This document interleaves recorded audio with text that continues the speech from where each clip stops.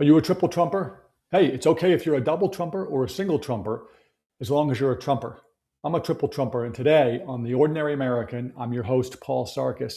We're going to talk about the why. We're going to talk about why am I a triple trumper and why it's been such a gift. The oversimplified macro version is because we don't have to pretend any longer. We're going to get into that. There is so much news, so much going on. By the way, that's part of why I'm a triple trumper, because he gets so much done. We're going to run through a whole bunch of incidents that show why I'm a triple trumper. It's also Forgiveness Friday. So if you've joined us before, you know we do on Fridays. I wear my Friday shirt, One Nation Under God. Okay, it's Forgiveness Friday. Why? Because forgiveness is one of the great tools for humans to live a more meaningful life and not kill each other in the process. So we're going to get to that too.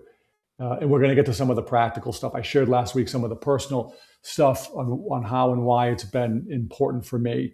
We're going to get a little bit to some of that and talk about how we can sort of apply it and why in our life. All right, let's get into it. Right off the bat, here's why. Anyone who's been paying attention really for 100 years, if you look at history, the left made a conscious decision. We have to get control of America. Why? Because Marx wrote about this. We can't implement communism, which is the same as socialism and fascism, more or less. I'm not going to get into that debate. They're basically all leftism is single party rule, no dissent, no individual liberty, no freedom. The state controls everything. Think California, single party, no dissent. They've corrupted the elections. Okay?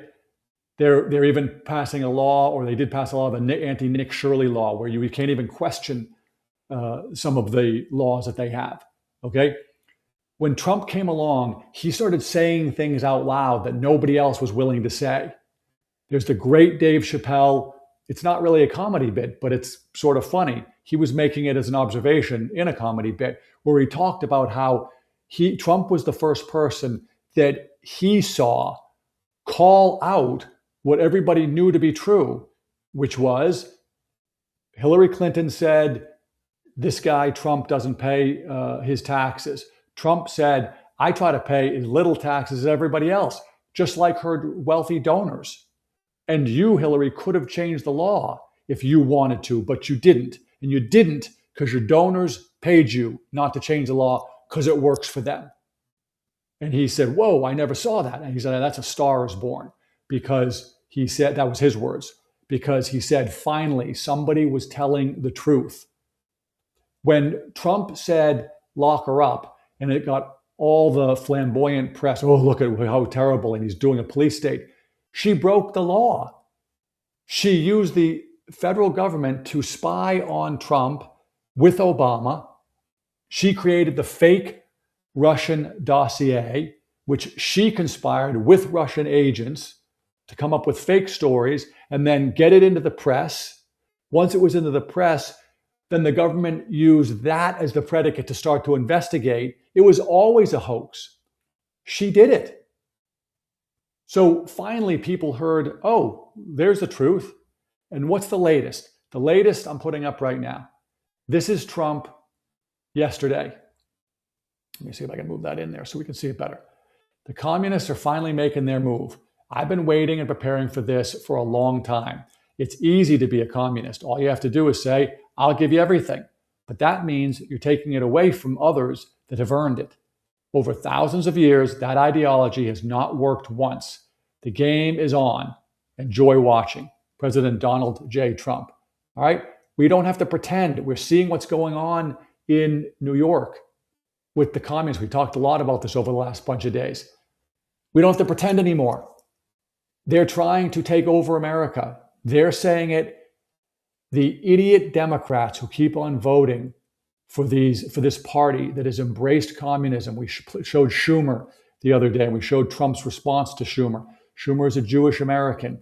He has completely sold himself out to the anti-Jewish, Jew-hating crowd of the left. The Marxists, the Leninists, the communists, these people who say they want to wipe their hands with the American flag, they want to destroy America, They want to get in. They think it's no good. Schumer helps these people because they're all in the Democrat Party, and he's afraid of them. He's afraid of them. And by the way, this is a hallmark. We've seen this everywhere. We saw it in Europe when fascism was taking over, starting with Mussolini, but others, obviously Hitler. We saw it in Russia. The cowards always try to go along. And unfortunately, they always learn the same lesson. They eventually get hit like the French Revolution. Okay? I'm a triple Trumper because Trump names it. Okay? He puts it out there. This is critical. If you can't name it, we can't do anything about it. The left has known for a very long time they need to eliminate America. They also knew they could not do that through a bloody revolution. Why? Because we liked our life too much. By the way, they found this out in Russia. They couldn't get the proletariat to rise up against the upper class. Why? It wasn't that bad. So what they did was they created resentments.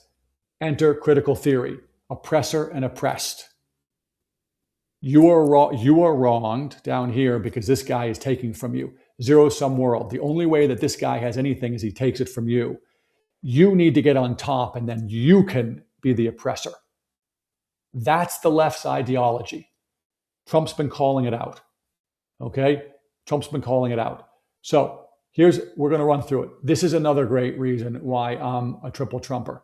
We got a ruling yesterday from the GOAT, Justice Clarence Thomas, where he said some things. I'm going to try to put this up. The ruling was simple. Temporary protected status, which was this nonsense thing only a politician could create, temporary protected status for immigrants from Haiti, and I'm drawing a blank on the other country, maybe Syria. Okay? Temporary protected status. I'm saying that a few times just so we all get that it was temporary. And I didn't need a law degree. I didn't need the clerk on the Supreme Court to make the assumption that temporary meant temporary. And because I've done, third grade reading and vocabulary, temporary means not forever.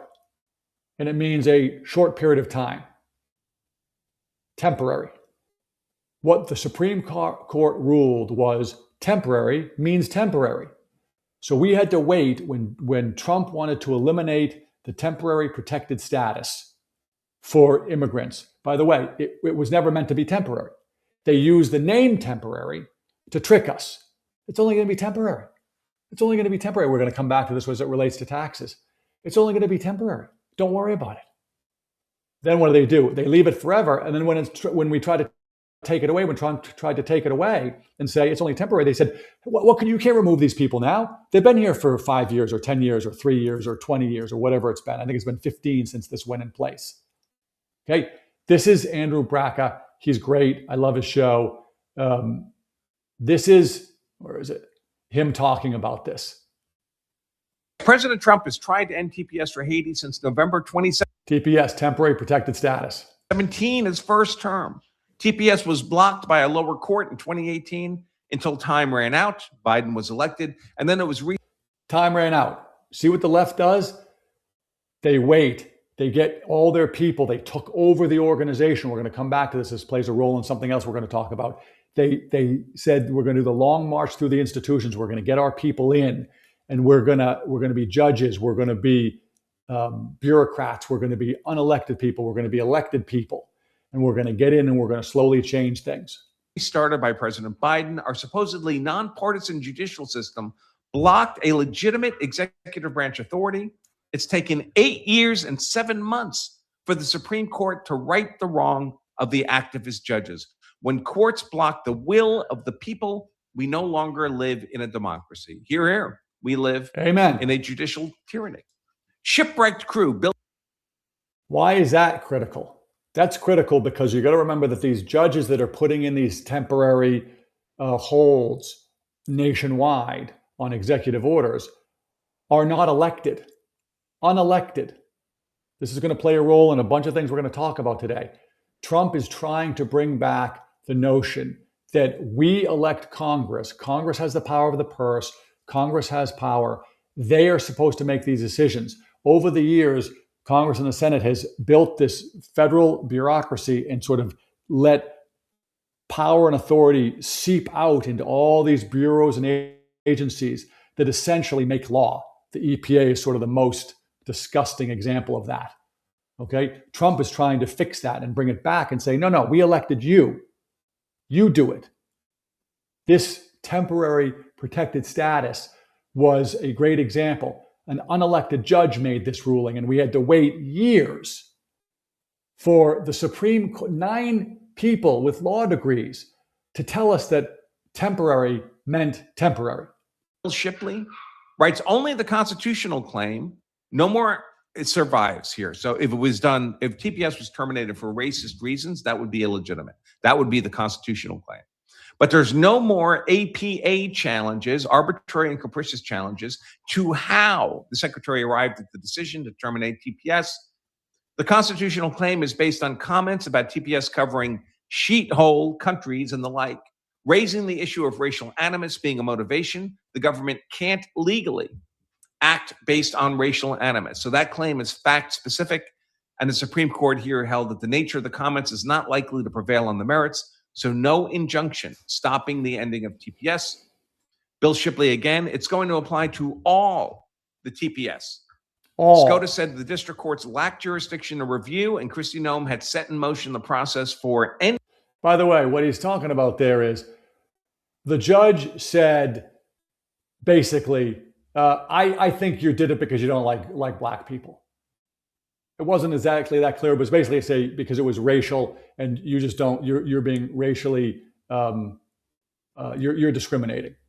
It was not sort of the legal thing. So now he's saying that can't happen. All TPS except Ukraine.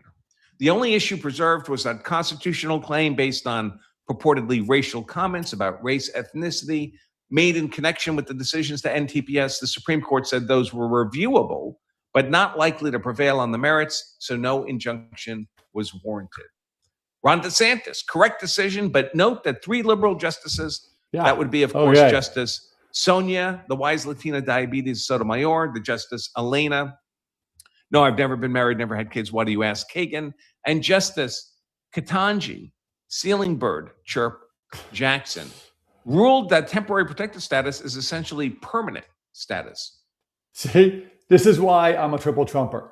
Trump allowed us, I'm going to stop that right there for now. Trump allows us to know that temporary is temporary. So the words mean something. Temporary is temporary. This was always a trick. This is what the left always does. They always come in and they say, hey, we're only going to do this temporarily. I'm going to be compassionate. This is why I'm a triple Trumper, because we don't have to pretend. That was not supposed to be permanent. Okay? I just mentioned a few seconds ago the unelected judge. Here's another reason why I am a triple Trumper. I've mentioned him actually a fair amount on this show. His name is Russ Vought. Okay, Russ Vought is the head of Office of Management and Budget. Let's move that in. He's critical to this whole fight. OMB Director Russell Vought proposed revisions to the uniform guidance so that decisions on all federal grants rest with elected politicians, not unelected bureaucrats. The rule also lets the government steer funding away from NGOs hostile to the United States. Accountability returns to the people who actually face voters. This is critical. This is why I'm a triple Trumper. Okay? These unelected bureaucrats, they're making all the decisions. They're deciding where our money goes. And then they're sending our money, as we've shown over the last bunch of months, that it's going to NGOs, which is, again, it's just like the temporary protected status. Non-government organization means government organization. It's just that it's not in the government, it's over here, but everybody who works for it either used to work for the government, will work for the government in the future, or wants to work for the government and is going to do everything that the government wants. As Elon told us, we played that clip a few times. It's just a trick. If you do everything the government wants with the government's money, then you're just a part of the government. What this is saying is, no, we don't have to give money to these organizations that are trying to destroy America. And no longer are the unelected bureaucrats going to do it. By the way, this is the elected class. The elected class, both the rhinos and the Democrats, do this. They like the unelected bureaucrats doing all this stuff. Why? It frees them. If they want to complain about it, they can complain about it. If they want to be for it, they can be for it. But they never have to take an actual vote or a position. By the way, this is what John Thune is doing for the senators that don't want to take a position publicly on Save America because they hate Trump. He's shielding them. What Russ Vought is saying in Office of Management and Budget is, no, we're going to get the rules back to where if you're elected, that's your job. You're going to do this. Okay? We don't have to pretend anymore. He's changing it. And by the way, when he does this, what's he doing? He's putting more power back in the voters' hands. This is individual freedom and liberty. This is the opposite of leftism. This is the opposite of single party rule. This is saying that the election should have real consequences, not the fake consequences that Obama talked about, the corruption, real consequences. So the founding fathers gave us a system. It said that if you don't like what they're doing, vote them out. Well, it doesn't matter if you vote them out if the bureaucracy is so big, strong, and powerful and controls so much of the money, and they're never moved out. And then, by the way, we are told you can't fire them. They're in the civil service. They are public servants. No, they're not. They're corruptocrats. They're part of the elected class. They're part of the leftists trying to take over America. Russ Vought is changing that. That's a reason why I am a triple trumper, because he's telling this like it is. No more of that. Will it happen overnight? No. Will it happen fast enough? No. Is it in the process? Yes. Do we need Congress to act and start to pass some of these things into laws so they're not just executive orders? Yes, but they won't. And we spent loads of time on that yesterday because they like the system. It works for them, all of them. All right, I want to go into another example. If I can find it here. That's that one. Oh, you know what? This is probably a good time. This is it? Yeah, okay. This is another reason why I'm a triple trumper. I talk a lot about Gollum, James Carville. I think all this crazy, weird stuff that he does is just an act. Maybe I'm wrong. Maybe he's serious. But he's out. Let's see if I can get this to come up. Who is this person? She just unseated an incumbent Democrat. She is not a Democrat. Okay, that is pretty clear. See what he's saying? She's not a Democrat. Why? Because he has made his bed, done, sealed Democrat. He's talked about hating Trump and liking that he hates Trump. He's foamed at the mouth. He's got the veins and the whole thing going. Okay? He is nervous because he realizes what they have done is they have sold their party to the left. This is why I'm a triple trumper. We never did that. Okay? He sold the party to the left, and now he's nervous because the left is actually winning elections. And now you can see the difference in his demeanor if you've watched some of his videos. And frankly, I think a lot of Democrats feel like I do. I don't have any problem, just no washed up consultant, but I wouldn't seat her. This is not who we are. And we should just say, yes, it is who you are. Elected, have your seat in Congress, but you're not getting any committee assignments when the Democrats get the majority. And by the way, as Jamie Harrison, the former Democratic chair, said, all of these people hate Democrats. Why do you want to run as a Democrat? Start your own movement. If it's such a powerful, sweeping movement that's got momentum everywhere, then go ahead and be at the head of it. Don't use the Democratic Party to advance it. Yeah. Because we don't have any interest in it. Yeah, they do have interest in it.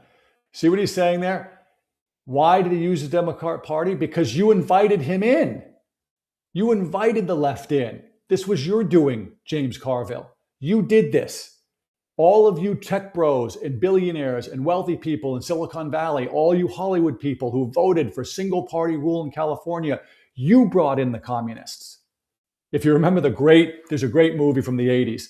If you're my age, you probably remember, called The Lost Boys. If you're younger, it's worth watching. It's awesome. Jason Patric, Diane Weiss, I'm trying to remember, some of Corey Feldman, Corey Haim. Great movie. It's about vampires. And one of the things you learn in there, if you're not a big vampire guy, I was not a big vampire guy back in the day. I wasn't a big comic book guy. But one of the things you learn is that the vampire can't come in your house unless he's invited in. And so what ends up happening is the head vampire gets invited into the house before the people who do the inviting realize that he's the head vampire. That's exactly what's happening now to people like James Carville. Only you should have known he was the vampire. Leftism, the great Dennis Prager, I've put it on a lot. It's maybe the single most important political observation of our time. The left ruins everything that it touches. Humans, organizations, countries, businesses, teams, and we're going to get to some sports here in a second. Everything. It ruins everything. And what James Carville is doing there, and you can see his whole demeanor is different than his, it's like Gollum, my precious, screaming at the camera how much he hates Trump. He's nervous because she is going to get seated. Jeffries is not going to be the majority leader much longer. Schumer is not going, the minority leader. Schumer is not going to be the head of the Democrats in the Senate for much longer. Okay? They're getting pushed out and they invited them in. This is why I'm a triple Trumper, because Trump spoke about it early on and knew about it, called it out and said, I'm not with that. And he, by the way, he absolutely, he acknowledges it. He paid when he had to in terms of donations to Democrats and Republicans to get things done. That's what makes him so awesome. That's why I'm a triple Trumper. He says, I paid because I needed to get things done, but I understand them. And I know how much they needed my money. And I know what they were willing to do for it. I get it. I'm a triple Trumper. Everybody doesn't have to love Trump the way I love Trump, but everybody has to not like and start to hate the Democrat Party because it's leftism and they want to destroy America. One of the first things I said in the very first episode, and I repeat it all the time, voting Democrat is like breaking into jail. And what happens is when you vote Democrat and you break yourself into jail, you unfortunately bring a whole bunch of people with you because of the corruption and because of how our system works if the Democrats win legitimately. And then what do? They bring in the communists. So you break other people in jail. And when you can pay to leave California, say, and the person who can't pay to leave, you've condemned them to stay there with $7 gas. Voting for Democrats is like breaking into jail. Or, as the great Dan Bongino says, the Republicans may not be the solution to the problem, but the Democrats are the cause of the problem. James Carville, the cause of the problem. Okay? All right. I'm going to get to sports, but not just yet. That's the Carville one. Wait, is that the Carville one? Yeah, that's the Carville one we already played. I want to go to this. This is a taxes one because this incorporates a few of these topics. And I think it's, Dan Bongino, he's a guy that I've learned a ton from and then got a ton of enjoyment listening to his stuff. He has been saying for quite a while, part of the problem is the Democrats and others, Republicans too, they dismiss the importance of what looks like at the time this fringy stuff. AOC, the retarded bartender who was like the person chosen from a competition or something to try to find a candidate that they could put up. And she wins and people say, oh, she's not real. She's not mainstream. And then what happens? By hook or by crook, she's getting power. And what Bongino keeps on saying is stop discounting these people. They get so far in and then they have power by hook or by crook. Okay? This is the same thing with taxes. We have the 16th Amendment because back then the leftists, the Woodrow Wilson crowd, really the first sort of institutional, he was the president, institutional leftist. Side note for all you people who are still stuck voting for Democrats, Woodrow Wilson, a stone cold racist. The first movie, this is a real, black mark on America. The first movie played in the White House, Birth of a Nation, the recruiting film for the KKK. That was Woodrow Wilson. Okay? He ushered in the 16th and 17th Amendment, the sort of cornerstones of how the left has got in and tried to destroy America. The income tax and the popular election of senators. The income tax was sold back then on the fact that it's no big deal. It's just on the wealthy people, just a little bit, just on the wealthy people. It won't affect you. We'll roll the film forward. What did those Americans, our ancestors, do? They condemned us to a situation now where it's taxation without representation. They steal trillions of our dollars a year and send it through NGOs, nonprofits. Again, fake name. They're not nonprofit and they're not non-government. And they take trillions a year. And we pay essentially for them to funnel it through to themselves, the Democrats, and to destroy our country. Okay? Same thing with what's going on now with the idea of the wealth tax. This is an article. UC Berkeley's professor pushes for an unavoidable 2% wealth tax on billionaires. Okay? This is a trick, another trick. It's like welcoming the vampire into the house. They use this concept. This happens a lot with the universal basic income thing. Well, we're all going to have robots and no one's going to have to do anything. So we're not going to have any jobs and therefore we won't have any money. So, we have to. It's not our choice. We have to have universal basic income. That's not true. Okay? We can't see the future. Humans have not operated that way. They've become more productive. We've shown the stats before.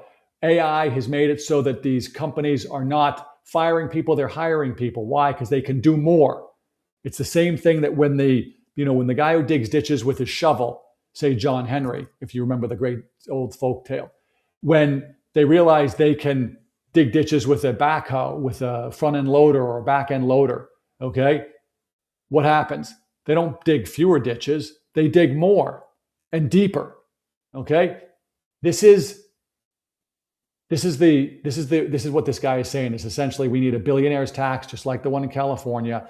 One time, small, 2%. Don't worry about it. It's not that big. It's not going to affect you. It's going to affect them.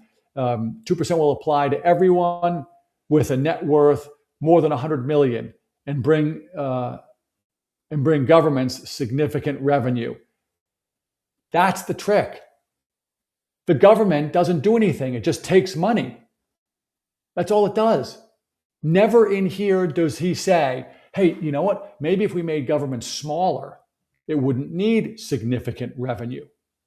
He doesn't address, well, listen, people are just going to move. California billionaires' wealth has increased approximately 144% from 23 to 25, and totals approximately 2.3 trillion as of May, according to working paper Zuckman and Sayaz, the two guys who are sort of leading this leftist charge, wrote with the pre-doctoral students at Paris School of Economics, Jasper Boyle. I can't even read that. I need my glasses. Okay. Why do they mention that? They're trying to inflame you. They're trying to say, see, remember oppressor and oppressed? This is why I'm a triple Trumper. Trump doesn't try to be oppressor and oppressed. He says, my solution is I want to make you all trillionaires. I want to make you all billionaires. I want you all to make 100 million.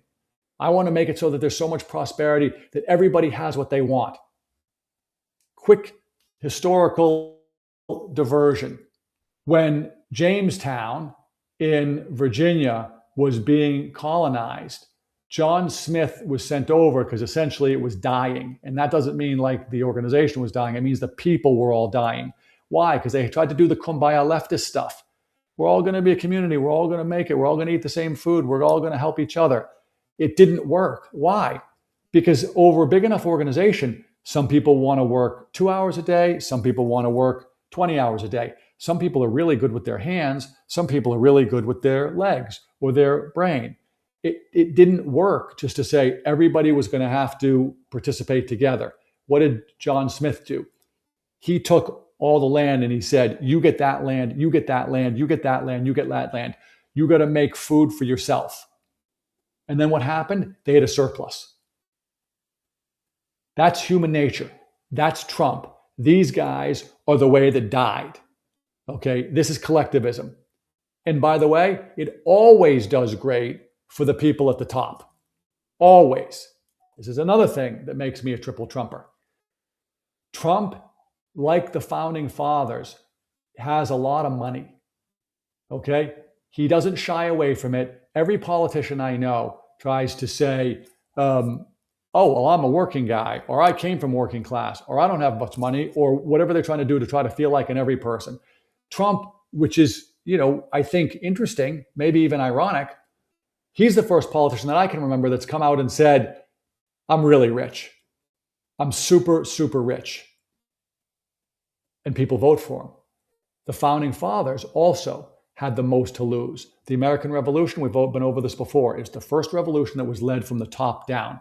The people who had the most to lose said, this isn't going to work, this isn't right, and they led. They put their, we've quoted it before, what is it, the last sentence of the Declaration of Independence?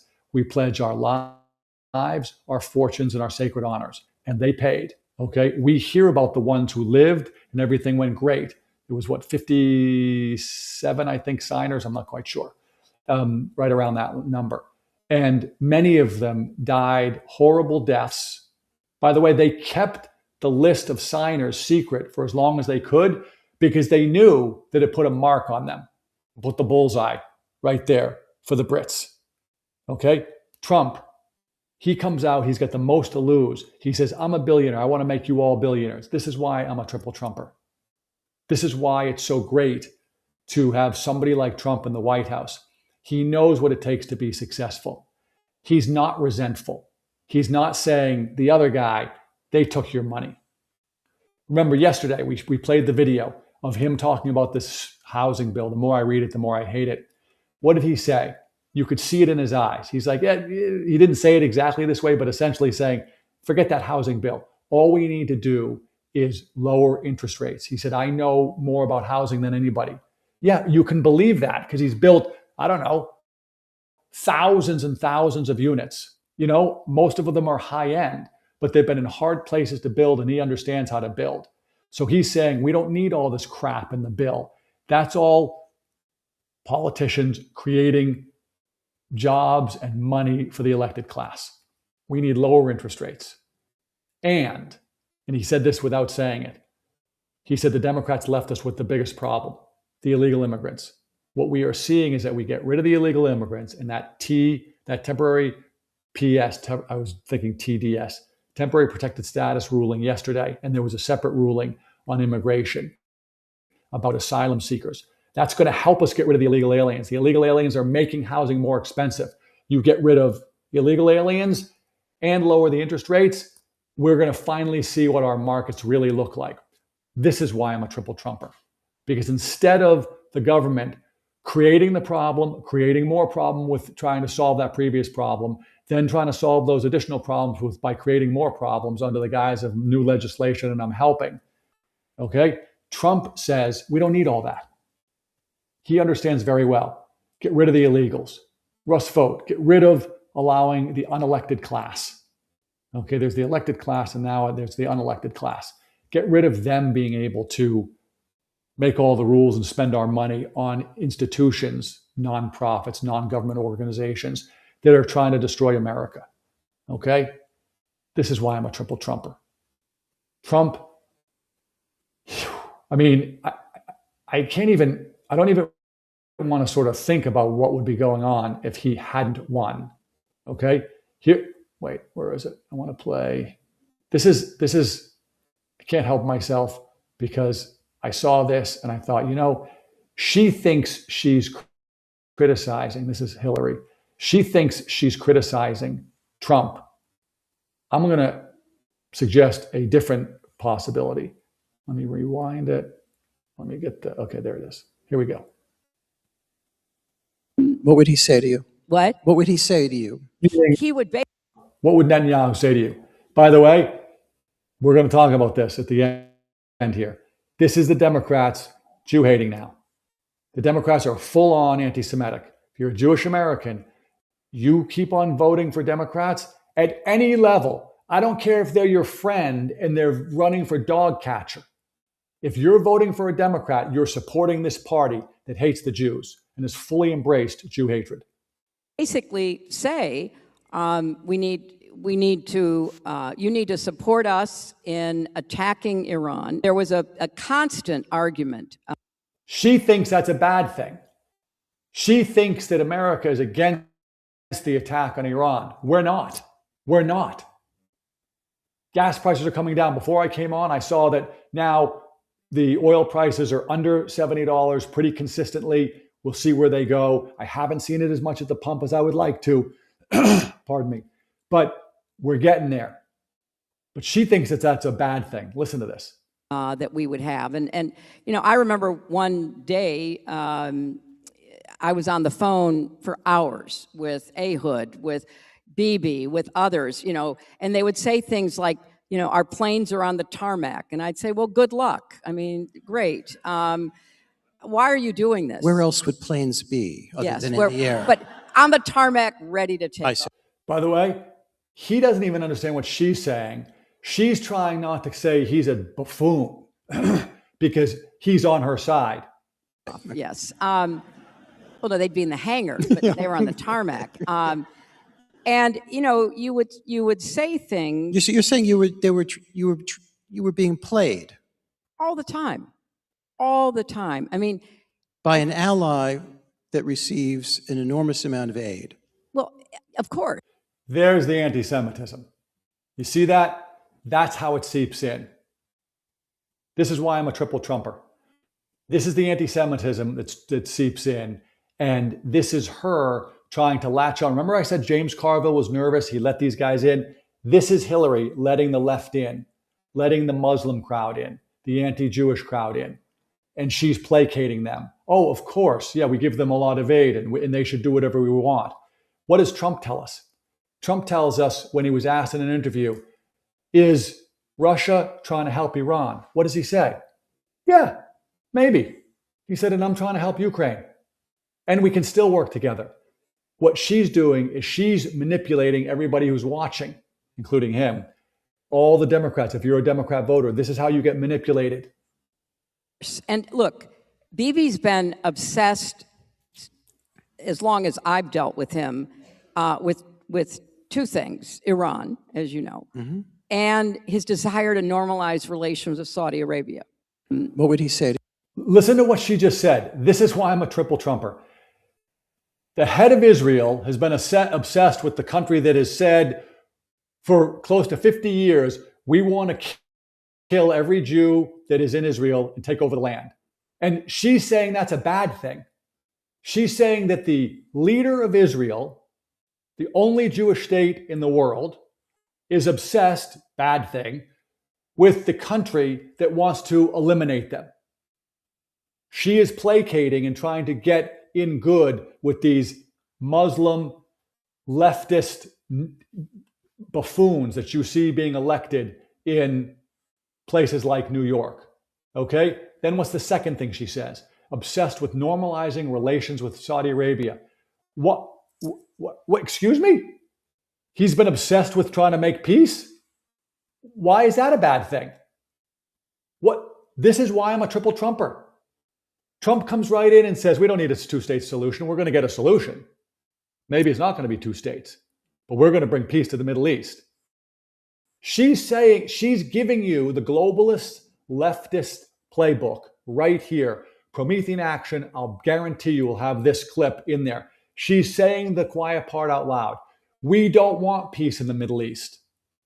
We don't want to eliminate Iran. We want Iran to be able to threaten Israel. We don't want that obsession to result in eliminating the nuclear weapons, which Trump just did, because we use all of that to our great enrichment. The globalists, the neocons, the City of London. This is why I'm a triple Trumper, because he is bringing back the American system, sovereign nations dealing with each other. What does he say? Bibi gets a little crazy. Israel's our great ally, and we're going to work with them. And he gets a little crazy sometimes. That's a real point of view. That sounds like a right. She criticizes him, saying that the leader of Israel shouldn't be out for what's best for Israel. Trump doesn't say that. Trump says Putin's got to be out for what's best for Putin and for Russia. You know, the Iranians got to be out what's best for Iran. If they don't see that it's no longer in their best interest to create nuclear weapons and create chaos and suffering around the world and export terrorism, because Hillary Clinton and Obama like that, and it was in their best interest to do it because they got rich, but there's a new sheriff in town. Now it's not in their best interest. So if they can be a regular country, they can have a lot of wealth and a lot of prosperity and a lot of peace. If they can't, we're going to kill them all. That's Trump. That's why I'm a triple Trumper. The last thing I'm going to do here, if I can find it, I don't even know if I can find it, and I'm just going to, no, I'm not going to be able to find it. I'm going to talk about it anyways. There is, it's the Jew-hating, anti-Semitic crowd. They're not just in the Democrat Party, although the Democrat Party now is completely run by anti-Semitic, Jew-hating people. Again, Jewish Americans, you have been largely supporting the Democrats for decades with your money, your time, and your vote. You were tricked. It was all a trick. You welcomed the vampire, the leader of the vampires, into your house. Yes. Now you got to regulate quickly, reorient, and understand what's happening now. They're in the house. They're in the Democrat Party. You got to leave. You can no longer vote for them. If you've got TDS and you think he's the worst guy in the world, wake up, because he loves the Jewish people. He loves Israel. He wants Israel to be safe and secure. He wants the Jewish people to be able to flourish and be prosperous and not be under attack all the time. If you can't see that the party that you think is the good one and you think Trump is the bad one is exactly reversed, you got to keep on watching my show. You got to put a MAGA hat on and you got to log in every time the show is on and watch it, because we'll be the antidote to that. It's happening on the Republican side too. The left knew from very early on, we're going to have to get into institutions and take things over. Marx wrote about this. The leftists wrote about this. We got to get into the higher education, the colleges, the universities. We got to start to teach the students leftism. We can warp their brain. They said the same thing about the church and religions. We can get into the church. It will take us a long time, but we'll do it. We'll get priests. We'll get pastors, whether it's the Methodists or whether it's the Presbyterians or whatever Protestant denomination, the Baptists, we'll get them in there. And they will slowly transform the congregations.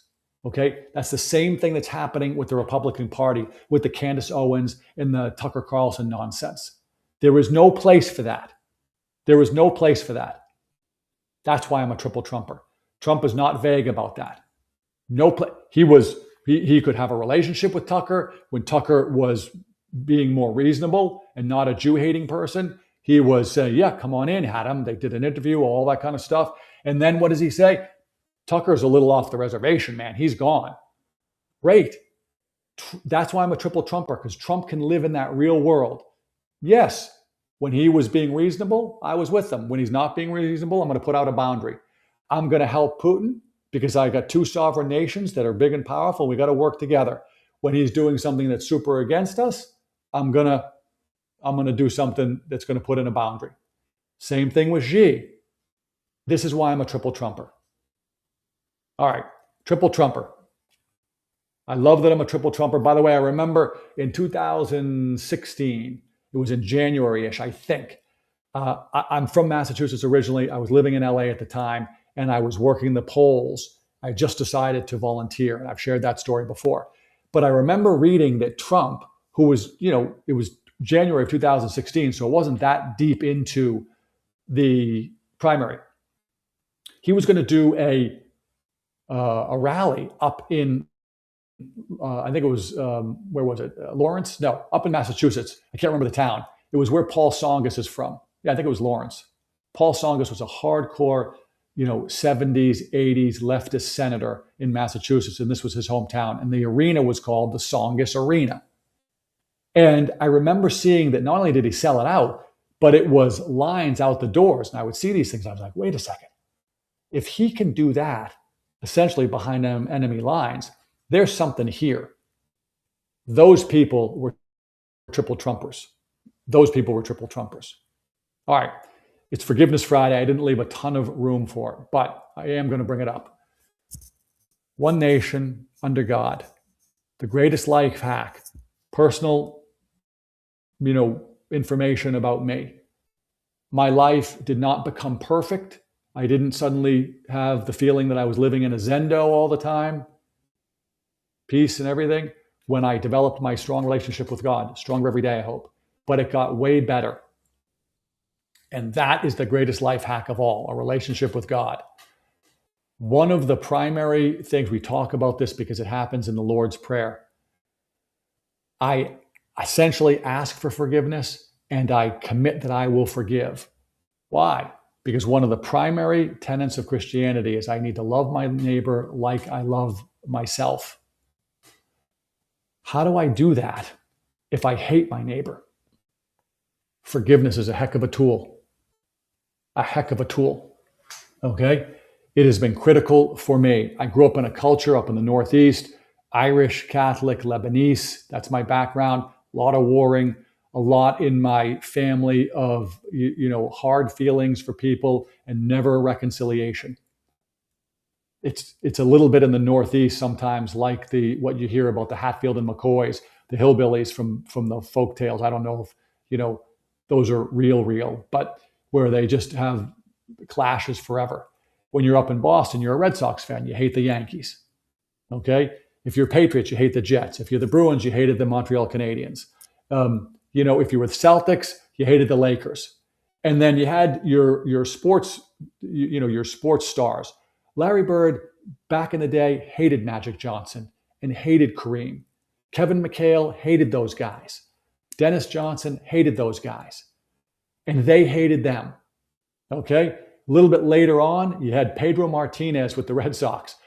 That guy was ornery and angry, and I loved it. Okay? Kevin Garnett, loved it. He hated everybody he played against. Great guy. Great teammate, by the way. Okay, that's sports. In real life, I got to love my neighbor. I see now, Larry and Magic, they get along. I don't know if they're best pals. I have no idea, but they get along. Pedro, I see him on TV. He softened. Okay? For that period of time, he needed to have that mindset.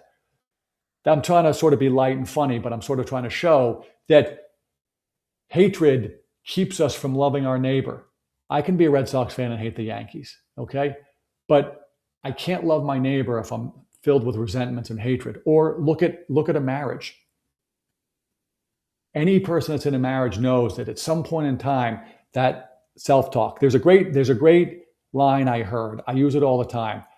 The guy's name is David Rutherford. I have not followed him the last maybe 10 years, but before then, he was an earlier podcaster, and he was a Navy SEAL, and he had this comment. He said, the negative insurgency comes up in my brain.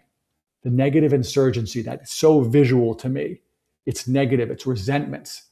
So sometimes in a marriage or in a family or in a business, you get this negative insurgency. You build resentments against somebody. Forgiveness is the antidote. And part of why I forgive is because God forgives me. And I remember that I'm a sinner too.